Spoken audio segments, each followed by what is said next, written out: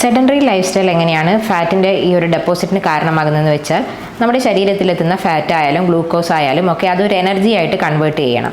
നമ്മൾ ഒരു വ്യായാമവും ചെയ്യാതെ സെഡൻഡറി ആയിട്ട് ഇരിക്കുന്ന സമയത്ത് ഇത് എനർജി ആയിട്ട് കൺവേർട്ട് ചെയ്യേണ്ട ഒരു അവസരം വരുന്നില്ല.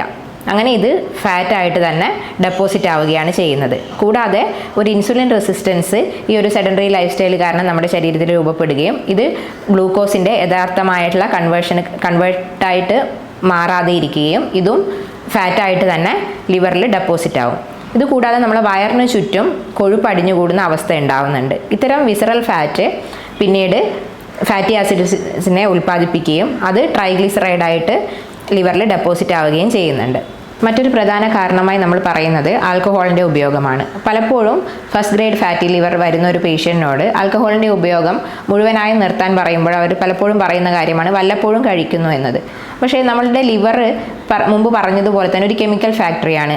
ഈ ആൽക്കഹോളിൻ്റെ ഒക്കെ ഡീഗ്രഡേഷനും കാര്യങ്ങളും നടക്കുന്നത് അതിൻ്റെ ബൈ പ്രോഡക്റ്റ് ആയിട്ട് കെമിക്കൽസ് രൂപപ്പെടുന്നുണ്ട്. ഇത് ഓൾറെഡി ഒരു ഫാറ്റി ലിവർ വന്നിട്ടുള്ള ഒരാൾക്ക് അതിൻ്റെ പ്രവർത്തനത്തെ കൂടുതൽ മന്ദീഭവിപ്പിക്കാൻ ഇത് കാരണമായി തീരുന്നുണ്ട്.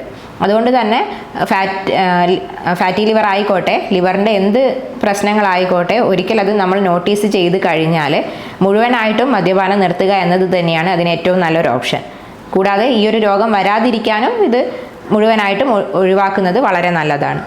സെഡൻഡറി ലൈഫ് സ്റ്റൈൽ പോലെ തന്നെ വളരെ പ്രാധാന്യം കൊടുക്കേണ്ട ഒരു കാര്യമാണ് ഉറക്കക്കുറവ്, സ്ട്രെസ്സ് തുടങ്ങിയ കാര്യങ്ങൾ. ഇത് നേരിട്ട് ഫാറ്റി ലിവറിന് കാരണമാകുന്നില്ലെങ്കിലും നമ്മുടെ ഹോർമോൺ വ്യതിയാനത്തിനും ഇതുവഴി ഇൻസുലിൻ റെസിസ്റ്റൻസ് ഉണ്ടാകാനും ഇത് ഫാറ്റി ലിവറിന് കാരണമായി തീരാനും ഇടയുണ്ട്.